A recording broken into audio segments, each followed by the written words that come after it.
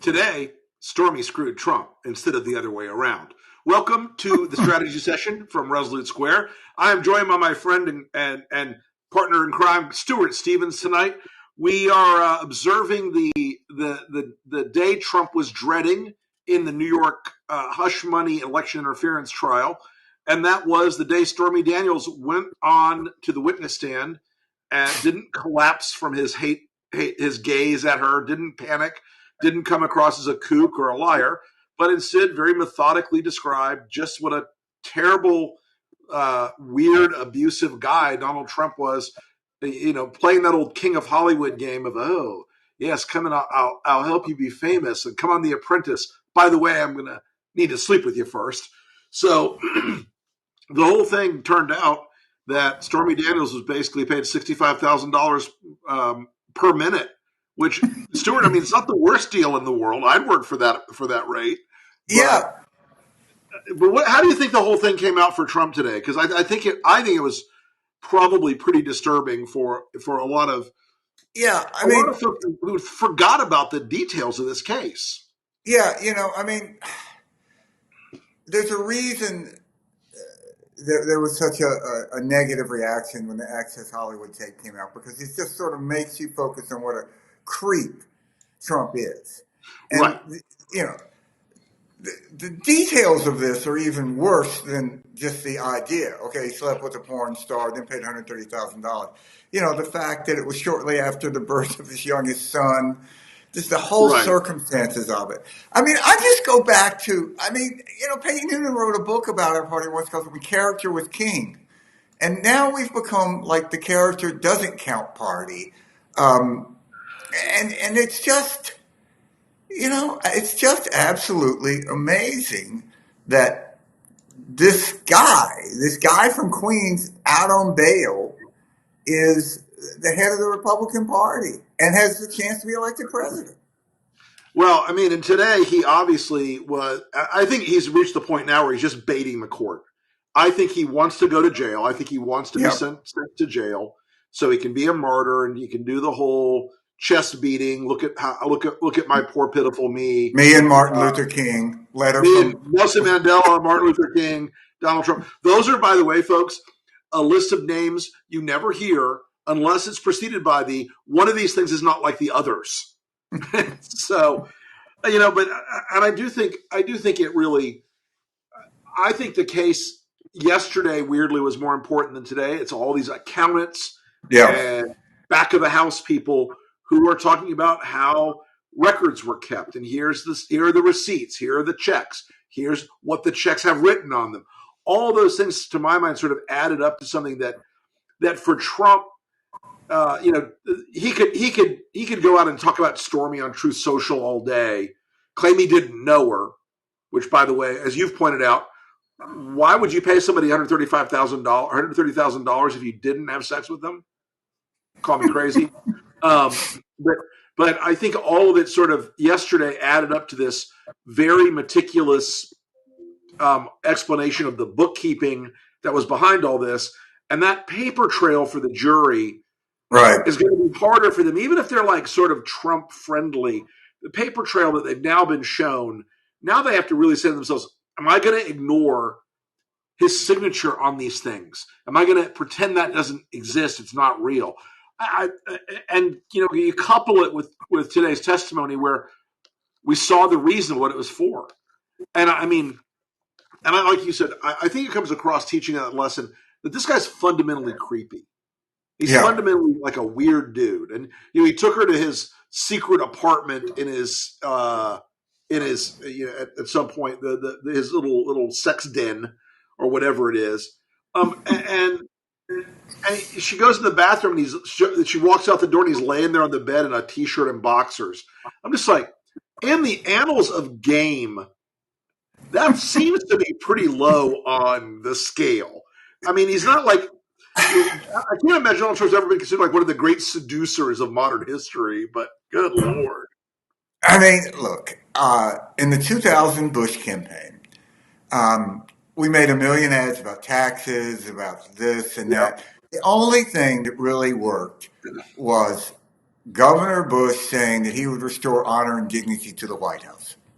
Right. And, that was based off the Clinton scandal. And, sort of overlooked the fact he was once asked, do you think Al Gore would do that? Restore honor and dignity. And Bush said, yeah, I do. Which is like, oh, that's great. That's the whole premise of the campaign. It's now gone.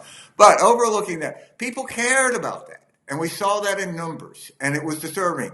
And, people, we made an ad where he said, people should be able to point to the White House and feel pride that it's something bigger and better than any of us. Right. And, it just goes back to what Trump is demeaning is not just the party, it's not just politics, but he's demeaning what it really means to lead America. This kind of creepiness, this lying, this tawdriness and all of that, it's just something about it is just very unsettling. It's just shabby. It's just shabby. Yeah. I mean, it makes you feel. And I got to say, if you're a suburban mom out there thinking about voting for Trump, look at your daughter, because when Donald Trump was 60, Stormy Daniels was 27, and he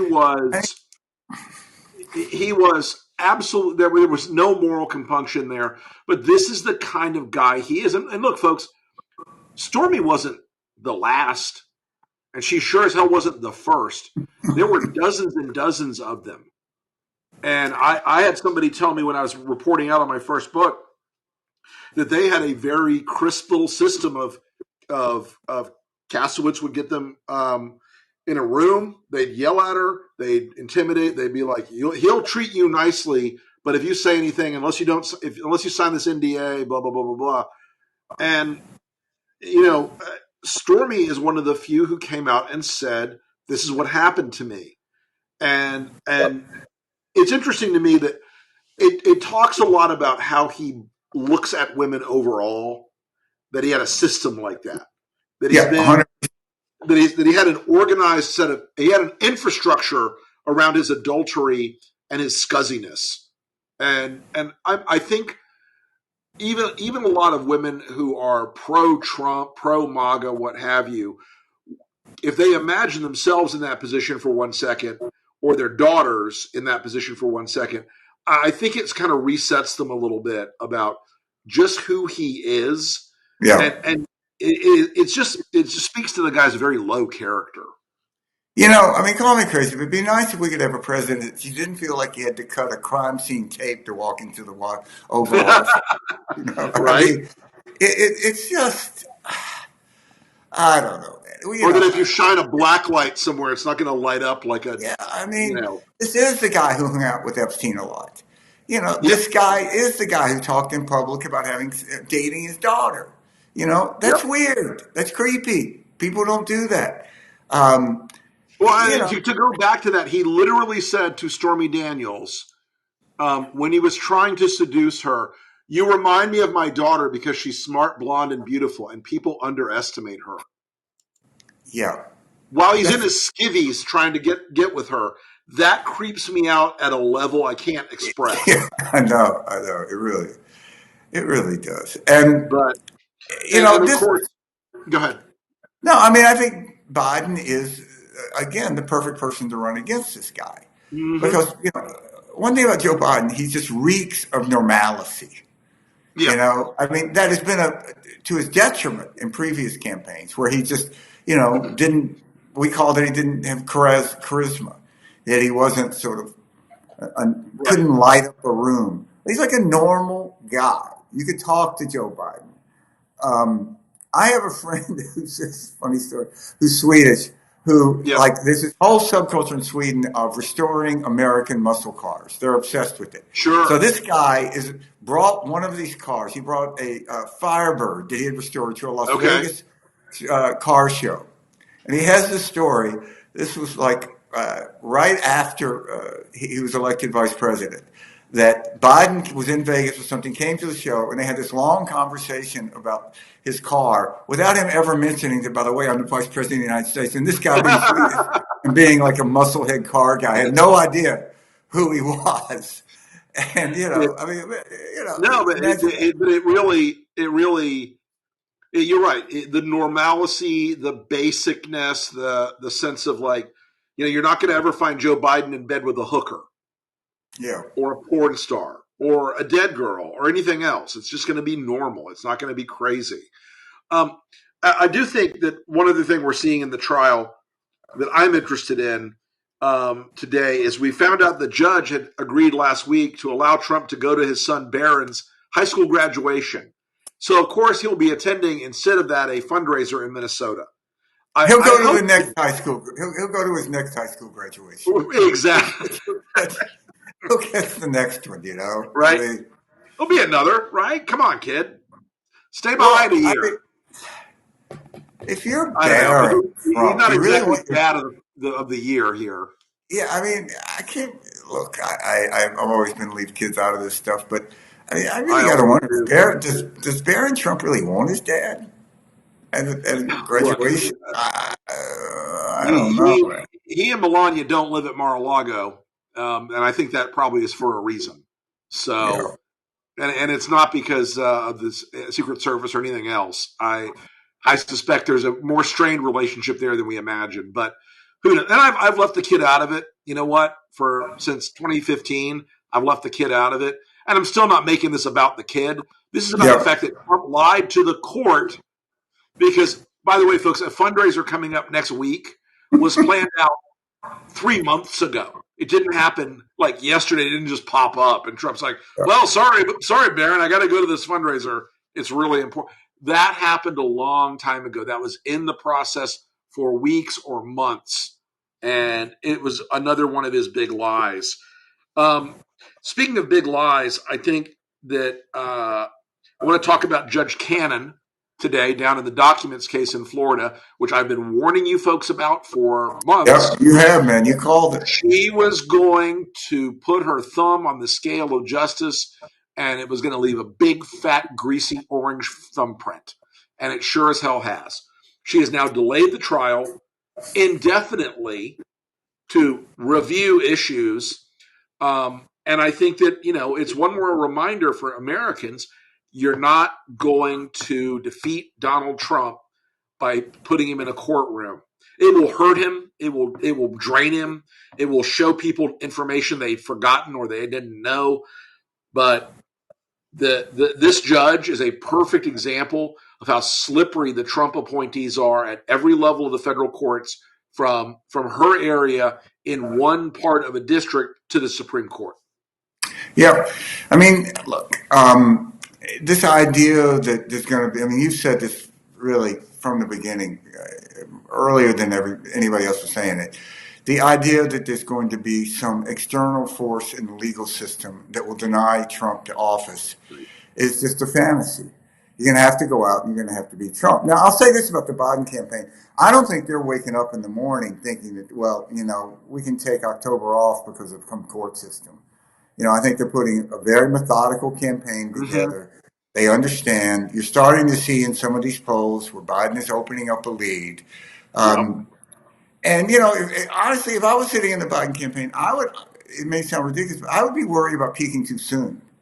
Because you really you don't get two comebacks, right? Yeah, you want a comeback story coming out of the convention, be able to dominate that fall. If they're going to have debates, you're going to immediately move into a debate season, as we used to call it in campaigns, that paralyzes campaigns. We have three, it paralyzes them for 3 to 4 weeks. And that's what they want to go into that with the lead and then build on that lead.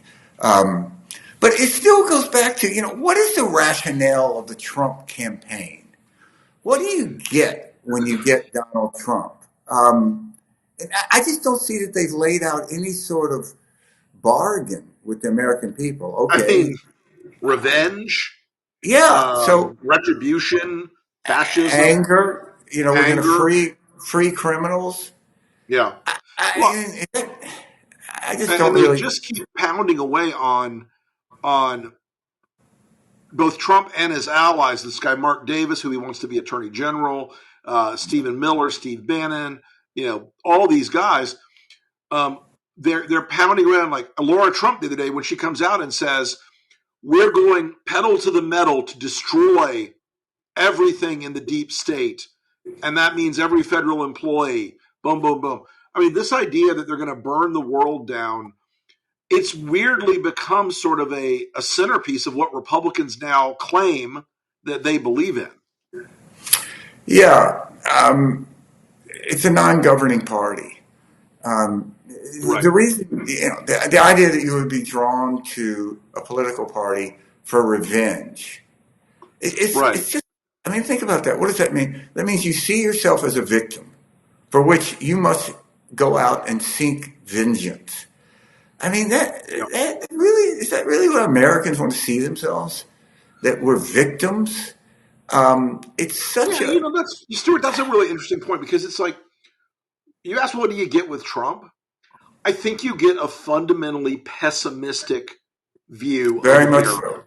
There's Yeah. no greatness in MAGA, really. It's this paranoia and anger and retreat and the idea that America is our best days are behind us and all those things. That's a very interesting way of thinking about it. That it Well, is really a negative frame. you think about when we were drawn to the party and Reagan was president. Say what you will about Ronald Reagan. He believed that if you were born in America, you had won life's lottery. Absolutely. And there are inequalities in life, but you weren't disadvantaged in this world for having been born an American. And of course, I mean, that's more true today than ever before, which is why we Right. have a border crisis.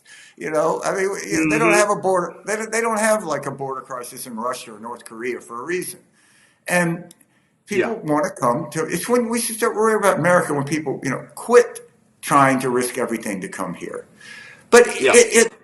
this whole way that there are these powerful forces out there in the world that we have no control over, and that they are taking advantage of us as Americans. Mm-hmm. It's such a weak position, and It really what is.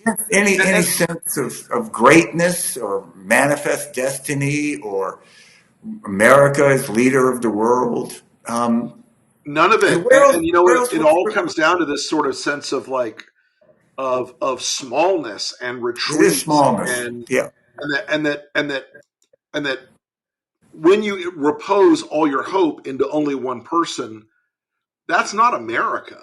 America's always Yeah. been about the fact that we all can put our shoulder to the wheel, all put our maximum effort. Everybody row in the boat in the same direction or mostly in the same direction. And Trumpism is anathema to that. And it's hard for people to come up behind Trumpism and say, you can't like rewrite that story later. It's not, you can't rewrite what Trumpism is about later if you're JD Vance or somebody else in the future. Speaking of JD Vance, he's one of the many, many, many people who spent part of their weekend down in Mar-a-Lago doing the last season of The Apprentice douchebag edition for Trump's VP candidates. And we saw a whole bunch of them. We got a question. Yeah, who does Trump pick for VP? Listen, folks, right now, I can tell you a few people that are, Kristi Noem has obviously sort of written herself out of the story.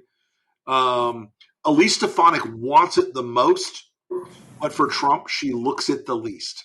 And I'm not being judgy. I'm just saying I know who Donald Trump is, and I know for a fact he has said the following things: "My VP must be hot. He going to be if he's a man, it's going to be really really good looking, and a woman she has to be at a central casting.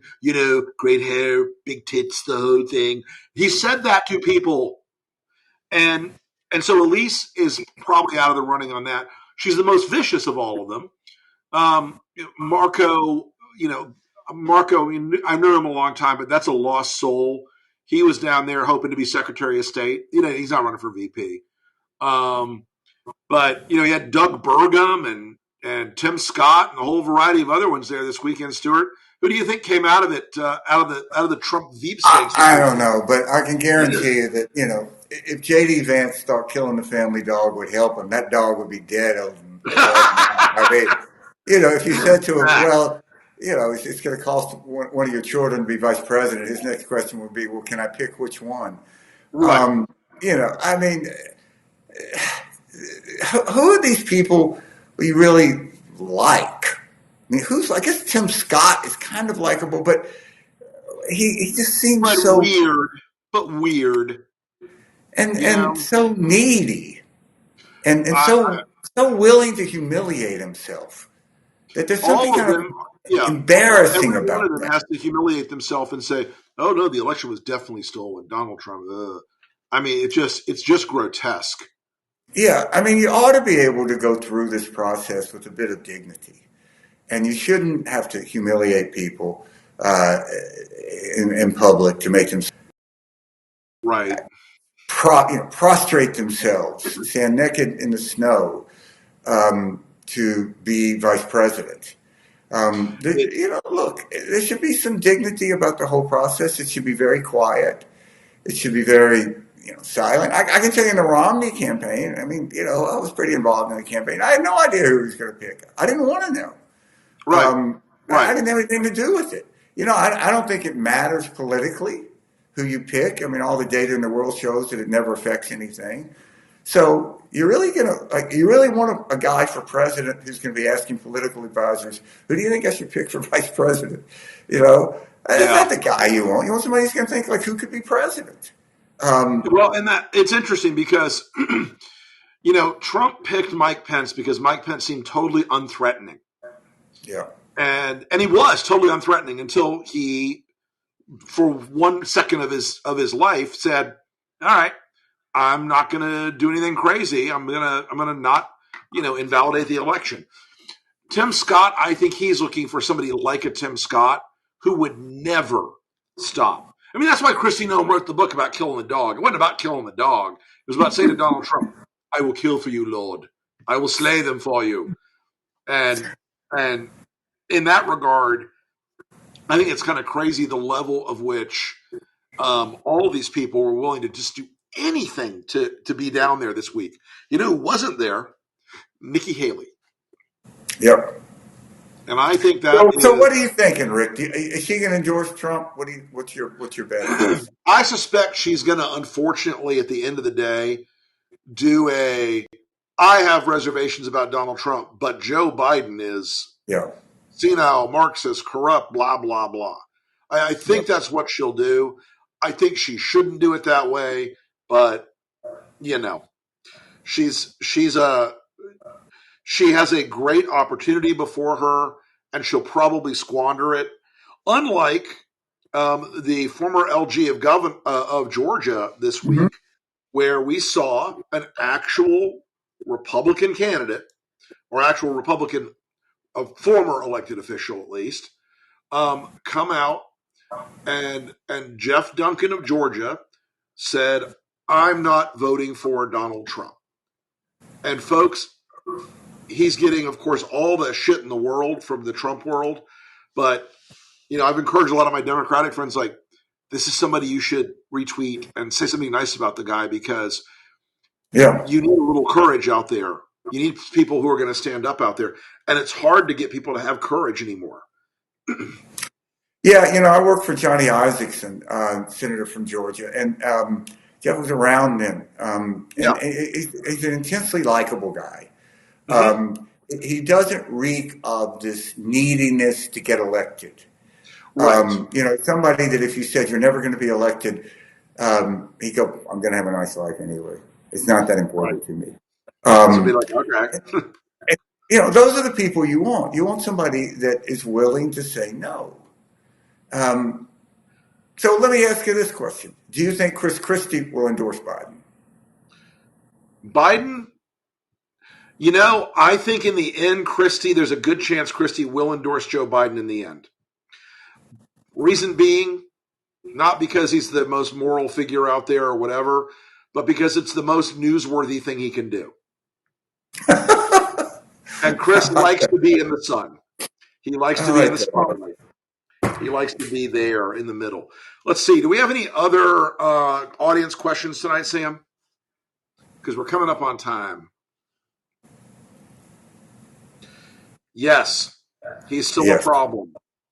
Listen, here's the deal, folks. We've talked about this a good bit. We fought so hard against no labels because a third party candidate will almost certainly be a spoiler who hurts Joe Biden. Yep. Now, If Robert F. Kennedy was Robert F. Brown, no one would wake up in the morning and go, oh my God, this is a problem. But he has a name that Democrats, especially baby boomer era Democrats, have a deep association with. And they are getting on the ballot in places where that will hurt Biden the most. I think it's incumbent upon all of us to show that RFK is in fact a right-wing nut, and he is. I think we can easily prove that case any day of the week. Anti-vax, crypto bro, anti-abortion, all those things that add up give you a different picture of RFK than the one that they would like to do as a spoiler for Trump.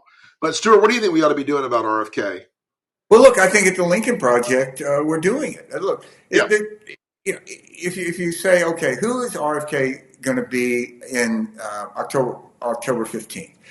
You know, it would be a problem if he was a crusading environmentalist who took on corporations and fought the system. That's a guy that really could hurt Biden. If he's someone who has said, as he has said, and as we put in an ad in the Lincoln Project, someone who said there are no vaccines that are safe. So we've got the anti-polio vaccine candidate. Right.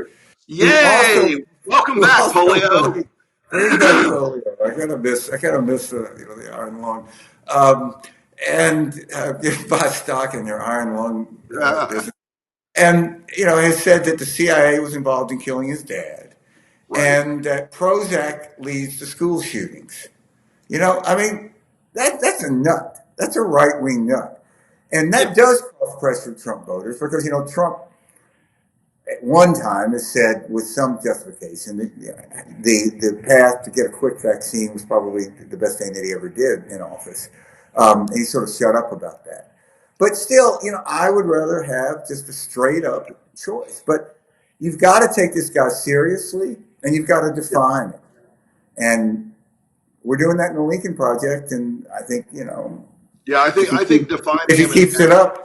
People say you can't talk about him being a heroin addict. We go, yeah, I think we can. Yeah, except he was. He was, do you really want a long-term for? Yeah, I think so. His campaign is chasing the dragon of relevance. Yes. All right. Well, folks, thanks for joining us as always on the strategy session. We will be back again with you next week for more analysis and highlights of the week. Appreciate all of you. If you could like and subscribe to this video on YouTube and elsewhere, and encourage your friends to sign up for Resolute Square for our free newsletters and for our amazing content, we would be delighted. Thank you so much, and we will see you again next week. And listen to the enemies list. This crazy podcast that this crazy podcast. I got Jim Curry coming up, and that Trippi show. Yes, they're both. I always listen to both, and I always learn something. Thanks, Stuart. All right, have a good night, folks. See you.